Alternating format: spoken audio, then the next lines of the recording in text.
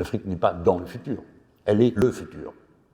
Pour une raison que j'explique en quelques mots. Comment peut-on croire que ce continent, que l'on disait vide au XXe siècle, quand les Africains étaient au total 300 millions, sur un territoire si immense et réparti dans tant de nations, comment peut-on croire que ce même continent, contenant 4 milliards 500 millions d'habitants à la fin du siècle, si nous parvenons à la fin du siècle, pourrait être autre chose que le futur lui-même? Une expression familière dit que chaque génération est un peuple nouveau. Oui, mais chaque génération est une humanité nouvelle. Or, la nouvelle génération est africaine. Voilà le cœur de notre conviction. Le XXIe siècle est le siècle de l'émergence africaine, dans sa diversité, dans la complexité des nations qui composent ce continent. Le nombre est le facteur explicatif de l'histoire.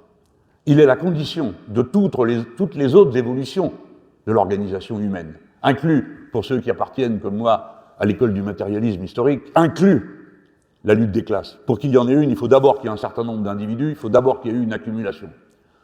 Tout est lié au nombre et à ses fluctuations.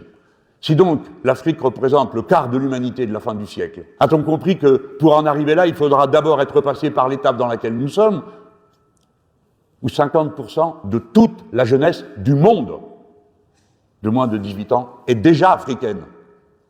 Savent-ils que la majorité de nos enfants, à nous êtres humains, sont africains? Dès lors, quiconque veut penser avec sérieux au futur, il faut saisir toutes les opportunités qui nous sont présentées de cette manière. Et pour nous, Français, qui avons tant besoin d'aide, c'est notre devoir de nous avancer dans l'ère d'influence de la langue commune, pour tendre la main pour l'entraide dont nous avons besoin. Pas vous avez besoin, nous avons besoin.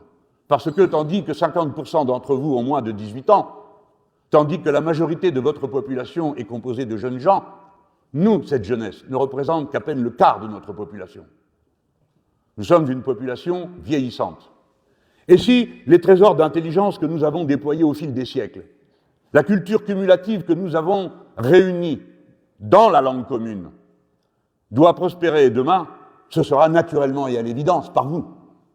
Et à notre tour, si nous voulons bénéficier de la dynamique de la jeunesse, de l'inventivité qu'elle va devoir obligatoirement déployer pour créer ce monde nouveau, si nous voulons pouvoir en bénéficier comme une contribution intelligente à notre futur, alors il faut savoir s'entraider, plutôt que de vouloir dominer, plutôt que de donner des conseils, plutôt que de dire aux autres ce qu'ils doivent faire.